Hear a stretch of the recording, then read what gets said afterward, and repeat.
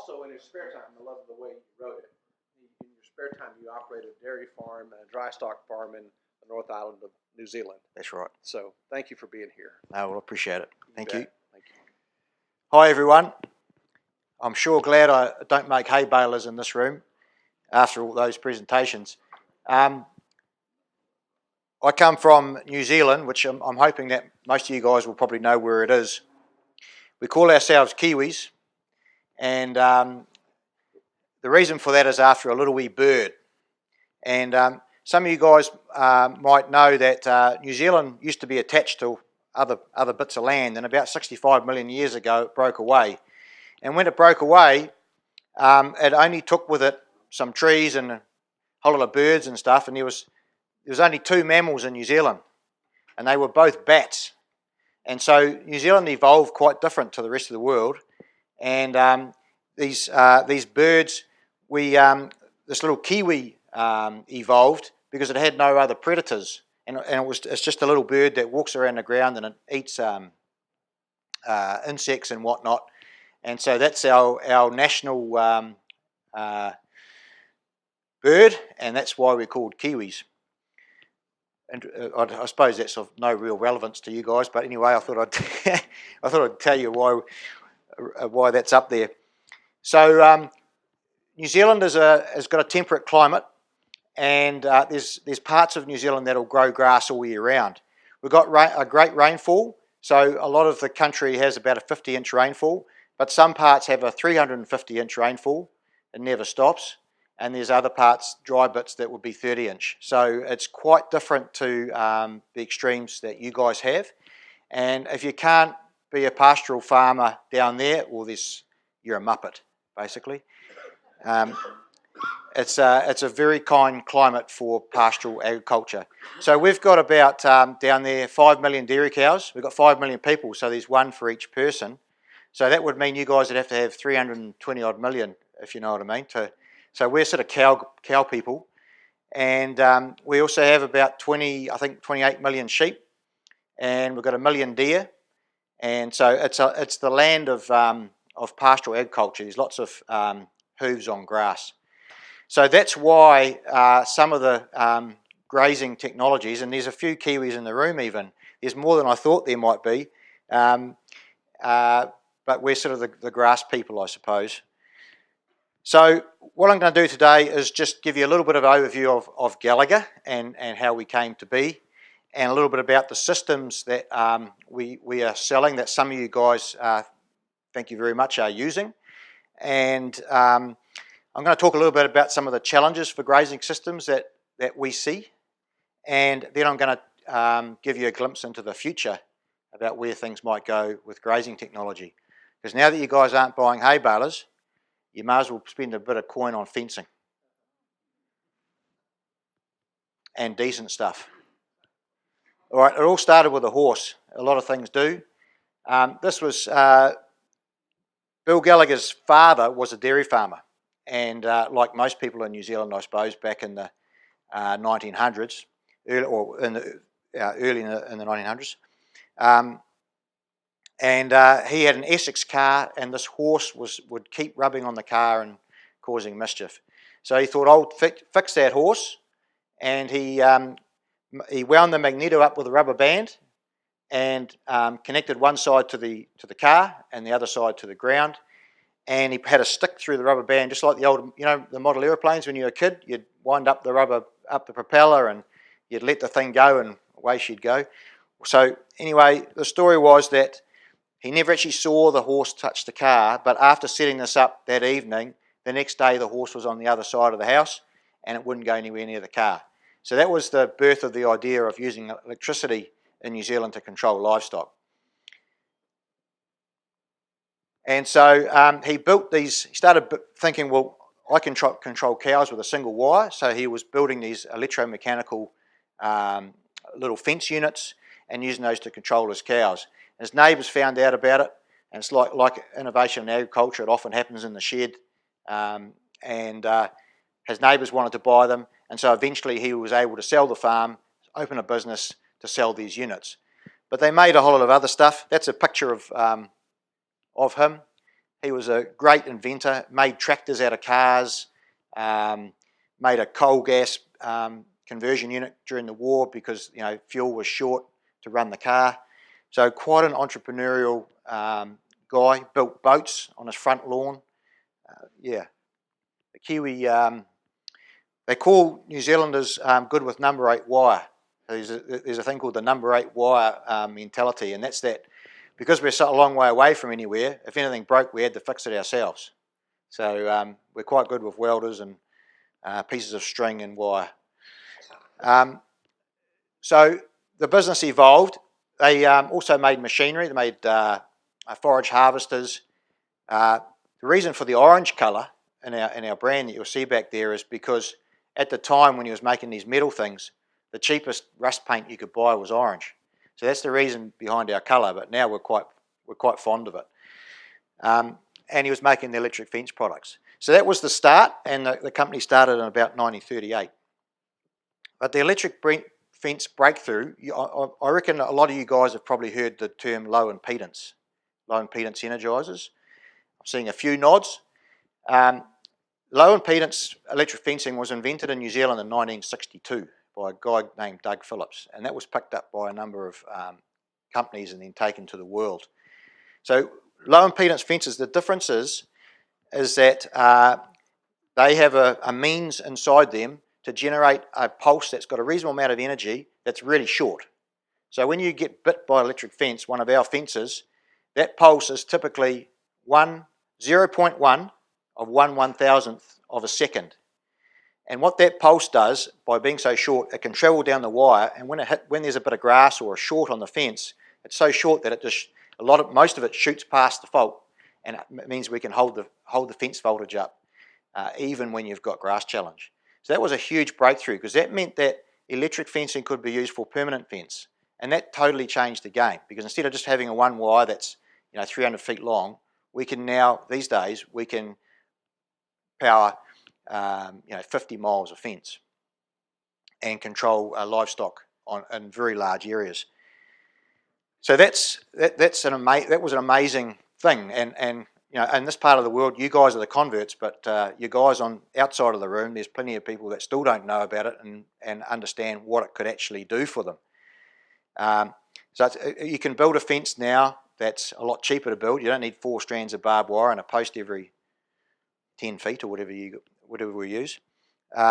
You can now use high tensile wire with no barbs. You can use less strands. You can have your post spacing way apart, so you can drop your fence cost. It's much easier to build, and you're not getting cut up by the barbs. My old man taught me to fence with barbed wire, and I'm really glad to not have to use that stuff anymore. No stock injuries from it. But the real benefit is not the cost saving, it's actually what you can do with it to improve your grazing system along the lines of the speakers we've heard before me, where to manage your pasture, this gives you the tool set so that you can do whatever you want with your livestock to manage your forage over time. So in terms of designing a grazing system, Jim's going to talk to you about that this afternoon, and he'll give you some real good ideas on how things you can do to maximise the productivity from your land. But it starts with your climate, your soils, and what you're able to grow when on your land, and you can influence that too with the choices of forage that you choose, and you'll hear about that this afternoon. So once you've worked that out, you then can work out what your grazing strategy is, and we were just talking about it before with the bale grazing and when you graze the bales and how you graze. That'll determine what kind of fencing system that you should set up on your property, and how much permanent fence you should put on there, and how much temporary portable fencing that you might use, so that you can change your grazing system over the season. So it's a fantastic set of tools, and real easy to do stuff that looks hard from the outside. So the key backbone of your system is your permanent fence. This is a picture here of a two-strand high tensile fence containing cattle, using our new line post system, which is a real quick and easy way of putting up a permanent fence. You can also, this fence will last 50 years or more. You can also remove it. I use this fencing system on some ground that I crop, and then I'll take it in and out every year, and I'll get 5 grazings in between a corn crop on some Italian ryegrass in between the corn crops. So quite a flexible system. But the permanent fence is also the power system for your network, and that enables you to very easily create much smaller subdivisions using portable fence powered off this thing. One of the guys I met over here described it as like the extension cord. It's the thing that gets the power out so that you can then make a very easy fencing system. This is a picture of what I do on the weekend at home, and we use a lot of laneway systems in New Zealand. We use that so that we can move the cattle back to weigh them or to treat them or to do some activity with them from any subdivision on the farm in a very short time. In the dairy situation, of course, you've got cows moving backwards and forwards to the dairy parlour twice a day, and so the laneways become a really useful tool for management. And with our laneways, these days you guys all use bungee cord to tie the stuff on the back of your bike rack or whatever, but we make electric bungee gates now, and that enables you to control the movement of animals on laneways pretty much automatically. So if we want to set them into that division, open the gate, and put the bungee cords across the laneway, and then you can divert the cattle around. Real convenient for management. And people do this on big scale too, so you can have massive wide laneways that are paddocks in their own right. Power. I was mentioning before about low impedance power. Power's come a long way. There's been a lot of innovation in electric fencing, and most of the stuff when you go into the store, you're seeing little stuff. We make some units that are 100 joules that are big enough to control a property with 1,000 cattle on it from one unit. That's serious power. That technology is adaptive. So what we do there is we actually make the unit so that if it's only on a small fence or a fence with not much load, it'll behave like a little electric fence unit. But if the load comes on, in other words, if there's grass on the fence and it starts raining, or if there's a short somewhere, that unit will adapt up, just like your cruise control on your car. If you start going up a hill, it'll put the pedal down for you and increase the power so that you can maintain that voltage on your fence. We like to have a minimum of 3,000 volts on a fence, and our big units will put out 10,000 volts. And middle range typically around 8,000 volts. So in addition to that, these guys, the modern energizers, the bigger ones, you can connect them to the internet, and they can you can see what's going on your property. If you had multiple properties, you could be making sure that you had fence voltage on all those properties. So they've come a long way. Remote controls, so that you can turn them off, make a repair, turn it back on. So there's a lot of convenience now in the modern equipment. And then portable fencing is where you get your flexibility.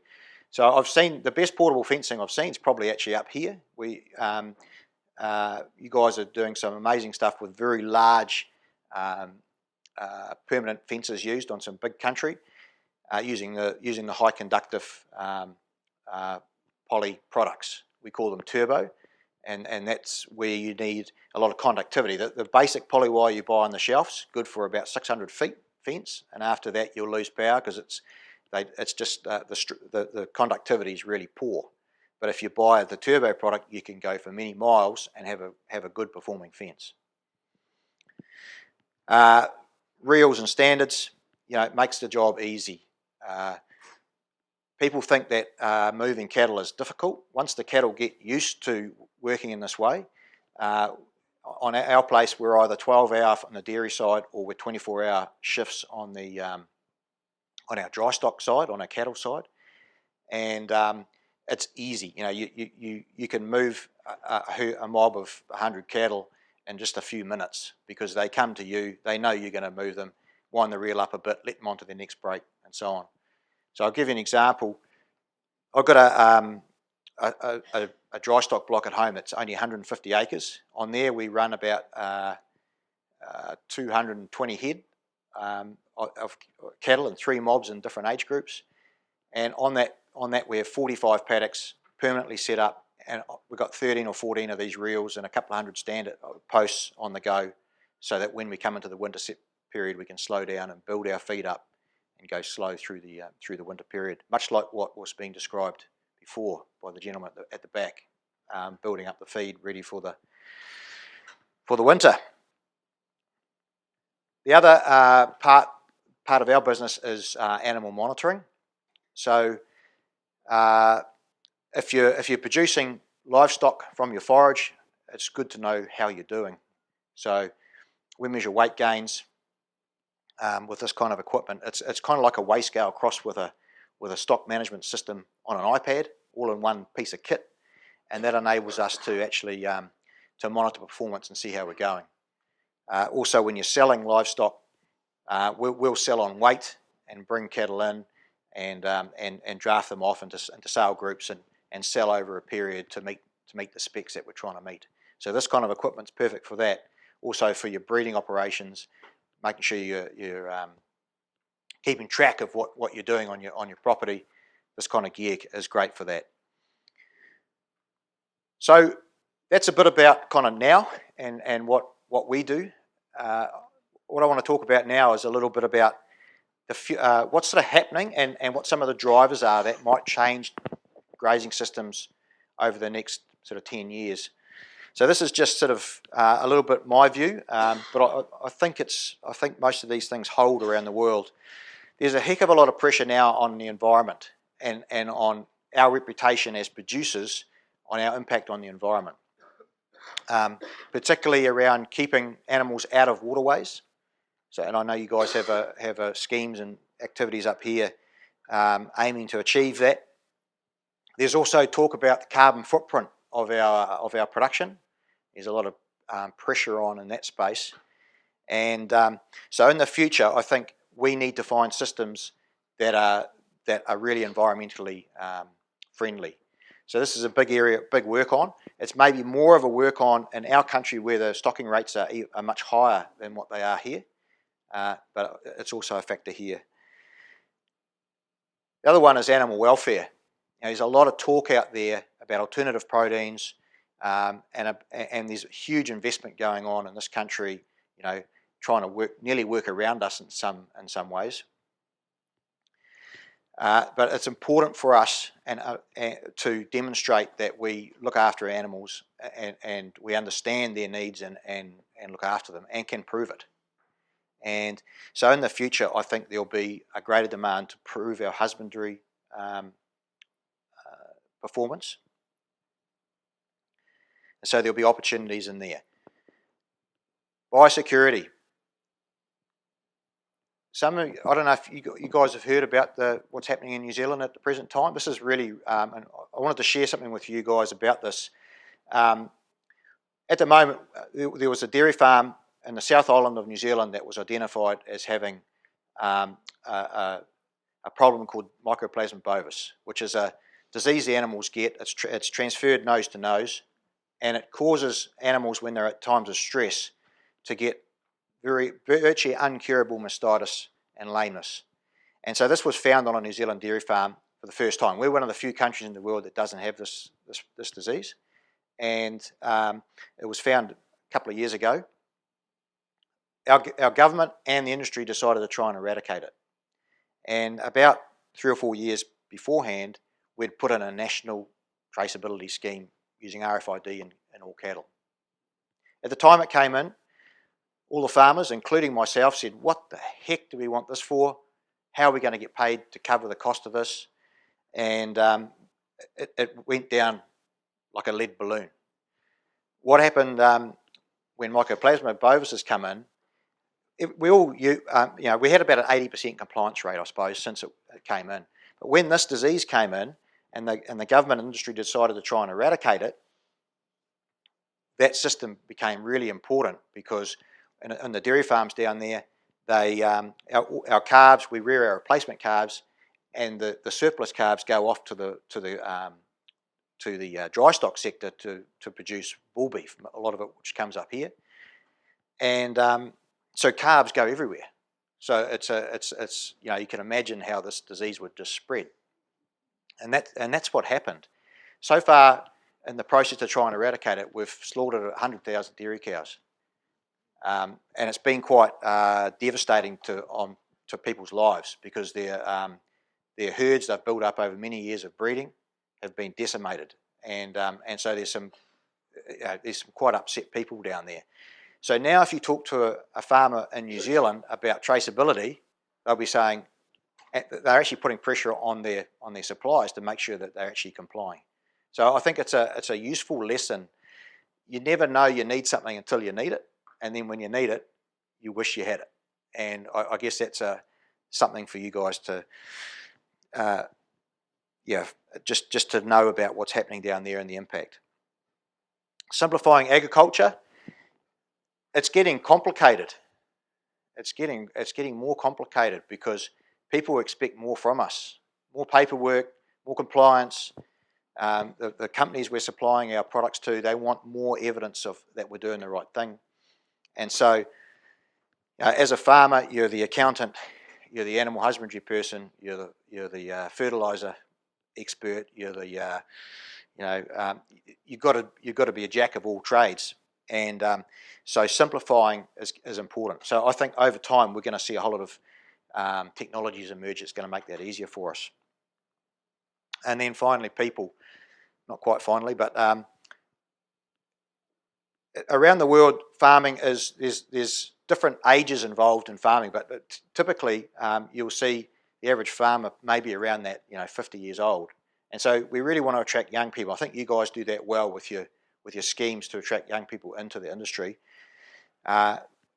We need to make our farm systems so that they're exciting, interesting, and that we can attract the talent we need to keep that running into the future. And all those things put together will enable us to capture value and to create the best animal products to feed our populations. So that's kind of some of the challenges that I see around grazing systems for the future. So what I'm going to do now is talk to you a little bit about the future, about on-animal fencing. So there's some of you guys may have heard about a company in Australia called Adjacens. Gallagher's the major shareholder in Adjacens in Australia, and that company is working on creating virtual fence. That's where we put the fence onto the animal. And so Gallagher's pretty excited about this because we see this opening up opportunities to create managed grazing systems, at least initially in some big country where the cost of fencing per animal is really high. Because obviously the lower your stocking rate, the more fence you need relative, for each individual animal, so it gets expensive. So if you can put the fence onto the animal, your fencing cost is basically a per head cost rather than a per acre cost. So we saw this as being pretty exciting. So what I'm going to do is just show you a little bit about where Adjacens is at with a product called eShepherd. This product eShepherd will be brought up to Gallagher, the United States by Gallagher in the not too distant future. So I'm going to give you a little taste of what that might mean. So the product is a collar, or we call it a neck band. And this sits on the top of the ridge of the animal's neck, and in this collar you'll notice there's solar panels on the top. So it's got its own power source, it's got battery inside, and the idea of the solar panels and the battery is that it's able to maintain itself charged up whole 24/7, 365 days a year. And there is a GPS. It's also got a magnetometer and an inertial motion unit. So when you go onto your phone and you're looking at your navigation system to work out where it's going, and you move your phone and the arrow moves, it's got that same kind of technology inside it. So we know whether the animal's grazing and got its head down. We know whether the animal's got its head up. We know whether it's walking, whether it's stopped, and so on. GPS as well, so we know its location. And then we've got radio.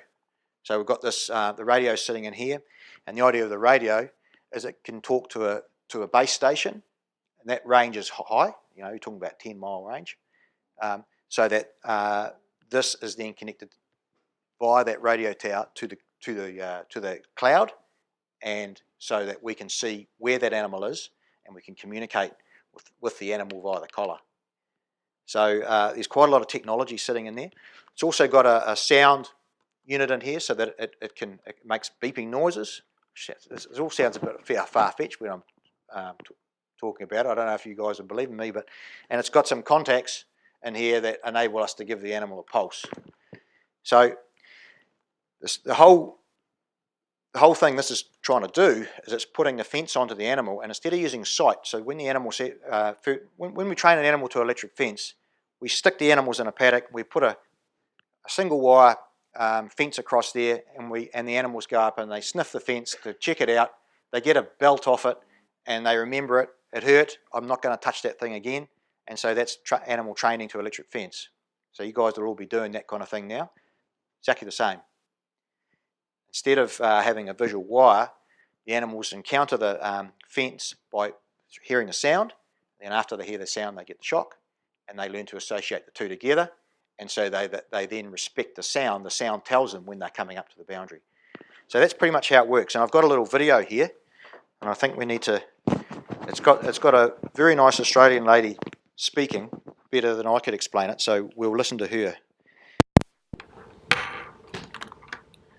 Gonna leave that. Wrong one. Oh, is that the wrong one? Yep. We're gonna go with This one? that one right there. This is a very high-tech system. Right, so This clip shows a number of cattle in Queensland reacting to the collars for the first time. It's very common upon the first instance of collaring the cattle for the cattle to shake their heads and pig root slightly. This is just as they're getting used to the collar. When the cattle experience their first virtual fence, they will approach the line, receive an audio cue, and then an electric pulse, and then will retreat to the back of the herd. This is a good example of a group of cattle experiencing a virtual fence for the first time. You can see the cattle approaching the virtual fence, hearing the audio cue, receiving the electric pulse, moving to the middle of the herd, and then resuming grazing. This is typical of the learning process, where the cattle learn to pair the audio cue with the electric pulse so that they can determine where the virtual fences are.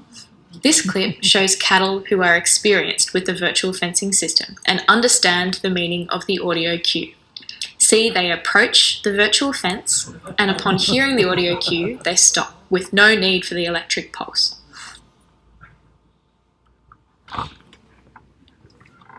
she explained pretty well, eh?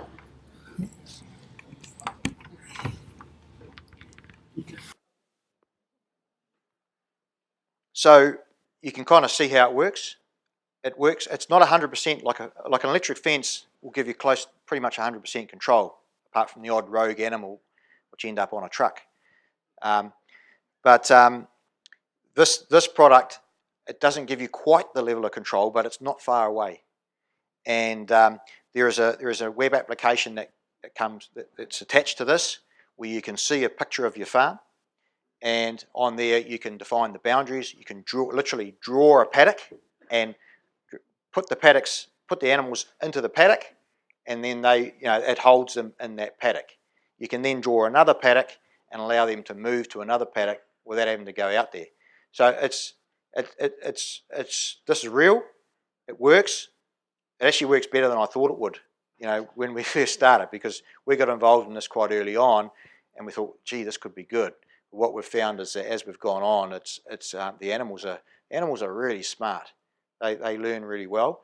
I should say that the training algorithm that's been developed here is what's in behind it is, in Australia there's an outfit called the CSIRO, which is the government. It's a government research outfit. It's got several thousand employees. The other guys that invented Wi-Fi, they're real smart. They're the ones that actually came up with. It was a group of animal welfare people that developed the training algorithm. So it was actually animal welfare people that led the development of this, supported by some engineers, and that's kind of the way it's evolved. So that's the application. You can see can you see the green dots? I know it's all green because it's New Zealand, but if there's there's a dot there and another dot there, and those are the cattle. So eShepherd, know where the cattle are all the time. So this is an example of an early trial that was run. You can see the water trough up in the top left, the paddock with no animals in it. This is the animals when they release them in there with no virtual fences. So the dots are just individual cattle location recordings at a point in time. So I don't know I think there was only a dozen cattle in here, and these are all the points in time initially in a free grazing regime. This is the virtual fence that's now being established, so you can see the animals are staying in this part. There's a little bit of bleed over there where the animals will go over. Now, someone asked yesterday a good question: what happens when they go over the fence? What happens there? And if they're running, it won't give them it won't try and control them if they're running. So if they're being pushed by something or the animals are disturbed, this thing it won't send the fence message. When the animal comes out and it calms down, or if the animal has got out for any reason, it'll put a new fence in on the other side of the animal, and if the animal then moves back this way, it will now move the fence to here. Animal moves back, it'll move the fence to here, so it just shepherds it back in. So that's the name. That's the reason why. Part of the reason why it's called eShepherd is because it's shepherding the animals around. So, and then up here you can see that the fence has been moved. So it's been moved from here to there. You can see the cattle have filled the gap. Another move here again. You can see them coming back to the water here. And here the fence has now been moved around 180 degrees or 90 degrees, and it's holding the animals in a completely different orientation within the paddock. So you kind of get the gist of what you can do. It'll do a back fence like in that paddock too. Yep. You can do bad things with it. Like you need to make sure that the stock have got access to water. You know, there's various things that need to be that we're working on to make sure that people don't make serious mistakes with this thing. Peter.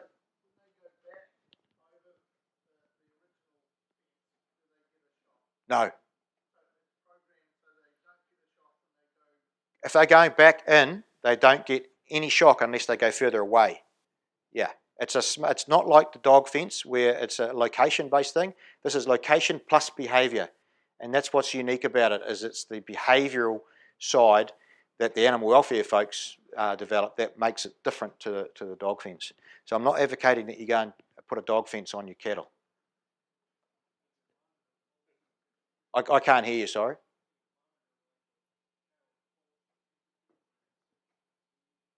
So you guys heard that? It was about can the collar monitor the... Yeah. Thank you. It doesn't monitor their pulse, but it does. You can infer a lot from the behaviour of the animal. So you know whether it's lying down time is normal for the day. You know how long it's been grazing for the day. You know whether it's had a whole lot more extra activity, i.e. heat. Those things will come in the future. So there's a lot you can derive from the collar, but the pulse, no. This is another picture showing a whole lot of cattle around presumably a water spot there. So what are the benefits? The benefits of the technology are, I'm sure you guys are probably already sitting there thinking, well, what can this do? The main thing is it enables you to implement a grazing strategy without requiring labour and fencing. Still going to require boundary fencing, and but what it means is you can potentially implement a grazing system without a whole lot of physical gear. We think that the early applications for this will tend to be in the bigger country where the fencing cost is prohibitive. On a smaller block, the cost of fencing is likely to be cheaper than this. Having said that, some people want to see their cattle all the time, especially if they're away from their property, so there could be some drivers there. So increasing productivity through grazing management is the obvious benefit from this product. The other benefit is reducing the cost of fencing per se, so and particularly around the environment. So We're working with one farmer in New Zealand that has a very large farm, and they farm, I think on that farm, about 20,000 ewes, breeding ewes, and they have 2,000 breeding cows. And on that farm, the government's basically said to them, you need to fence this particular waterway. They've got a very complex waterway system on their farm. It's going to be $9 million to put that fence up. So, and when you do the maths, if you've got a very complex fence and your number of cattle you've got is relatively small relative to the area, the fencing cost, there's a payback just on the cost saving around the physical fence in that situation. So lower cost fencing. The other cool thing about this from an environmental point of view is there might be certain times of the year when you can graze an area and it's safe to do so from an environmental perspective, but another time of year where that becomes wet and you want to keep the cattle out of there. So the beautiful thing about this is that your waterways fence can change over the year. So, and a lot of people want to keep their stream banks clear, etc. So I talked about that. So, and finally, I've just got this little video here. Just to show the scale. You can see the different grazing options.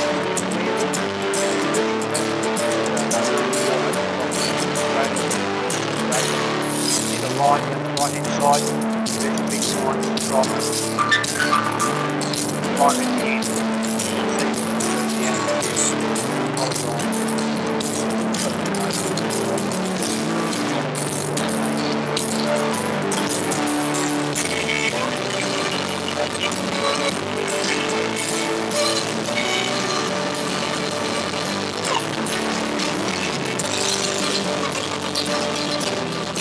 So that was all I really wanted to talk to you guys about today.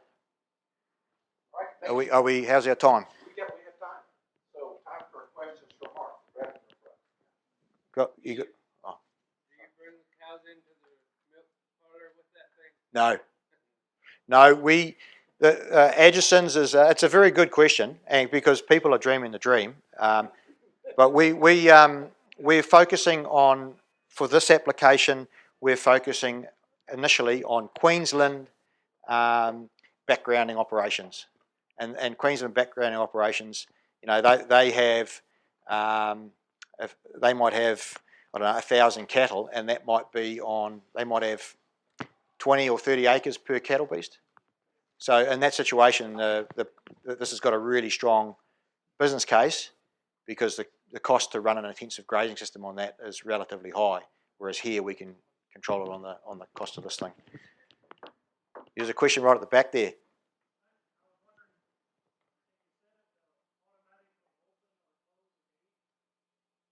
You mean a virtual gate? Well, yeah, absolutely. That's those pictures I showed there, where you had the heat maps, and then the fence. That fence was a virtual fence, and it was automatically moved, and then the cattle filled up into the new space. So, yeah. There's no gates. The whole fence is the gate. Yeah.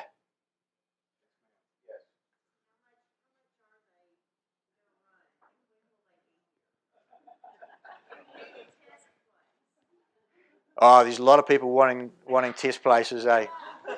It's show me the money. No, we're a little way away from the North American market. We're focusing initially on Queensland, Australia, and we will be on the market next year, 2020, in Queensland, Australia. In terms of the United States, you guys have got in Queensland they've got their climate, they're sunny all year round, and so and the cattle density is low. So that's our initial target market. We'll probably be up here. I can't give you a date, but it's not years and years. It might be next year. It might be the year after. But we're taking one step at a time, and yeah, there will be activity up here. Yeah, in the meantime, but yeah.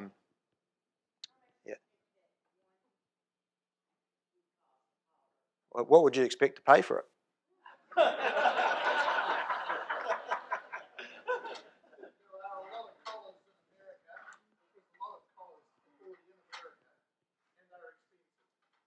That's right.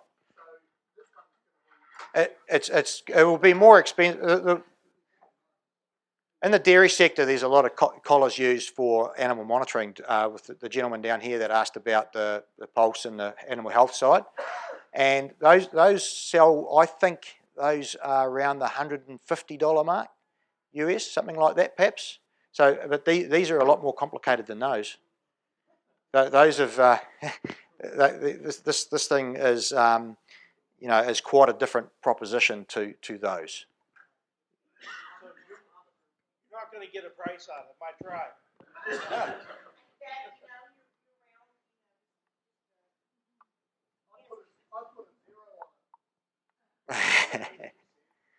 Yeah, look, I'll give you a ballpark. We're in the $250 to $300 range is what we're thinking.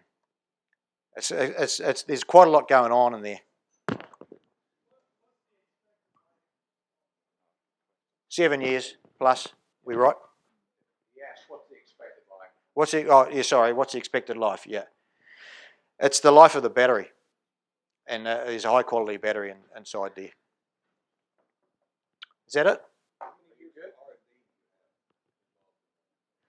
The R&D for this started in about 2002, and that was with the CSIRO in Australia. This company started in 2014, so it's been going so far 5 years. Yeah, so you can imagine the effort. Yeah, there's a lot of people working on this. It's quite a substantial team in Melbourne, Australia, that are working on this. They have their own research farm, so yeah, it's a serious effort going into bringing this to the market.